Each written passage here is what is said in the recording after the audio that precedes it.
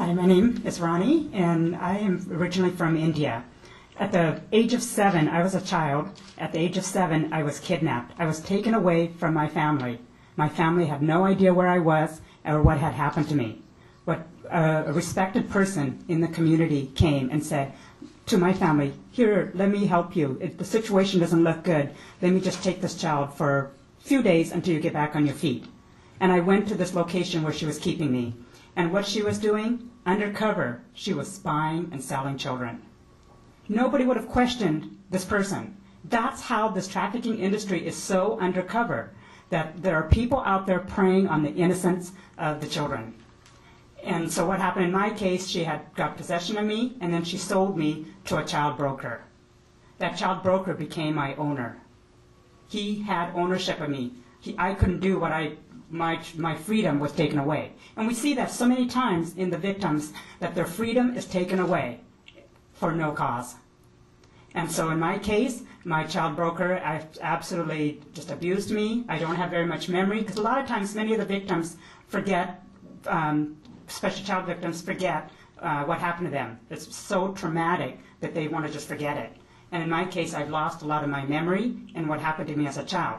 But looking at a picture, you can tell that this child has been abused, that this child has been tortured. And no child in America or internationally should be treated this way. We need to respect the children and have everybody else take care and love children. And in my case, because of the abuse, I looked so physically and mentally ill that he didn't want me anymore. I wasn't good for anything else. There was no use for me. So he discarded me. And then what happened is I came into the United States. I was adopted into the United States through the Canadian border.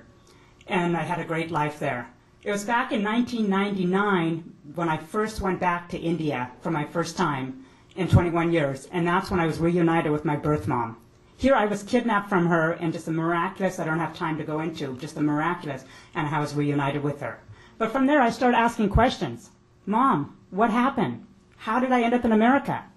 And her answer shocked me. She did not know what happened to me. She goes, "I've been looking for you. I've been searching for you for 21 years. Where do you live?" And so when I started asking questions, I realized she doesn't know what happened. She doesn't know where I've been living here for. So from there, I started finding out the information. And that's how I found out I was a victim of human trafficking.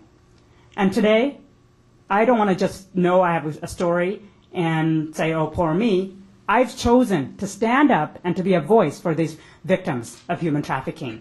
I want to be that voice to say, hey, this is not okay to treat people the way like slavery. We are human beings. We need to be treated like everybody else with respect and dignity. And so that's what I use my voice, and I travel all over the world speaking to the victims. I just spoke to a victim, I was in the jungles of Fiji just last week, speaking to the victims of human trafficking.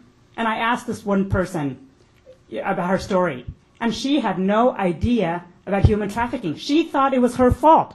She was sold into prostitution, and she said it was all my fault because of this. But as I talked with her, I realized, and I told her, it is not her fault. She has been victimized. She is a victim of the new market today that is so profitable. And so we were able to work through her process of healing and restoration. And part of what I do is my husband and I use both of our stories, and we build shelters. What I needed as a victim, the very first thing I needed was a place to call home, a place to rest, a place to be healed, a place just for somebody to love me. And so many of these victims are looked like and spit upon, basically. Spit upon and looked upon like they're no good. But I'm standing here today saying, no, we need to fight for these victims. We need to do something. And I'm so happy that America has taken a stand to create laws that help to protect us. And I also, another case that I in my own town, I didn't think in my own town, a little small city in Washington State, would have any person from human trafficking. But I did. And I started asking, when we started working with this person, she realized that she had no place to go. She was living with foxes, just little foxes and squirrels out in this secluded place, because she had no place to go. And that's when I started asking questions that what do we need to do? We need to provide shelters for these victims, and we need to stand up. So I thank you for allowing me to speak, and just that you guys show a strength to us. Hey, there are people here to help us. So thank you very much.